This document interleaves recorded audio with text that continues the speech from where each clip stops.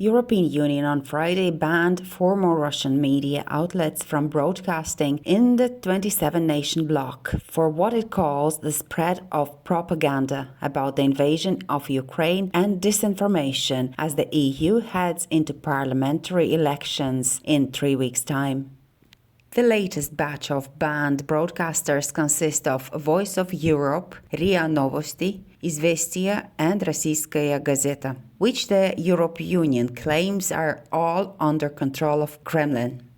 In statement, it says that the 4 media outlets are in particular targeting of European political parties, especially during election period. Since special military operations started in February 2022, the EU has already suspended Russia Today and Sputnik, among several other outlets. Today, I have a few questions to journalist from Netherlands, Sonja van den Ende. We want to talk about the reasons why the politicians are banning media in so-called democratic Europe. Hello, Sonja, and thank you very much for joining. The first question I would like to ask you, how would you describe the freedom of information and speech in Europe at this moment after the decision of banning these news outlets in EU area? What might be the purpose of these bans? Are the governments of European Union trying to hide the truth, or are they afraid of something? The freedom of speech in Europe, or you can say the whole West, but particularly in Europe, there's no freedom of speech anymore. There is no freedom of press anymore. It actually started with the beginning of the special military operation. Then RT was closed, Sputnik was closed. I did some articles about this. I had some interviews on RT about this. And especially Germany, it's very, very bad. There they started a lot earlier already. You cannot say anything about Russia, anything positive. So that was already back then. But yeah, freedom of speech. I mean, if you are going to close all these news outlets, then it's really terrible. I mean, why are people in Europe not allowed to read or to hear from these news outlets in Russia? What do they hide? Because they have to hide something.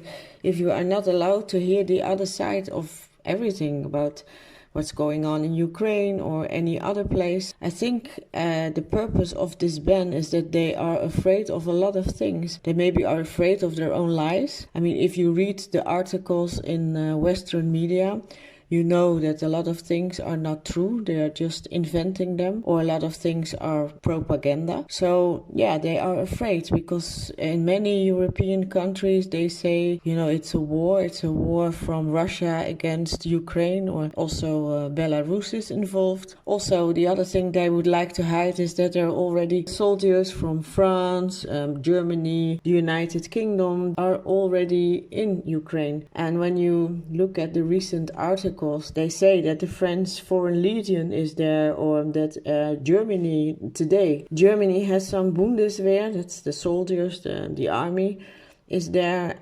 They are, instructing the Ukrainian army. And of course, the French now have a whole legion in, I think it was Estonia, it came out today, that they are training for special drone cyber attacks and so on. So yeah, this is what they all want to hide. They are saying their own public in Europe, that, oh no, we don't have any boots on the ground there. They're lying all the time. They say, no, we will not have any soldiers there, no boots on the ground, just supplying weapons for peace, they call them, which is also ridiculous, of course, because weapons are never for peace. But okay, that's another question, another thing. It's a proxy war, but what we can see now is that this proxy war is going out of control, because they are speaking about a real war. A lot of European countries have sent their soldiers, their tanks and so on, all to the Baltic states, but especially Romania. Like the Netherlands have their headquarters in Romania. And this is the whole point. They hiding this as well. And share with us your opinion. What might be the consequences of such restrictions on freedom of information in the European Union? Idea of,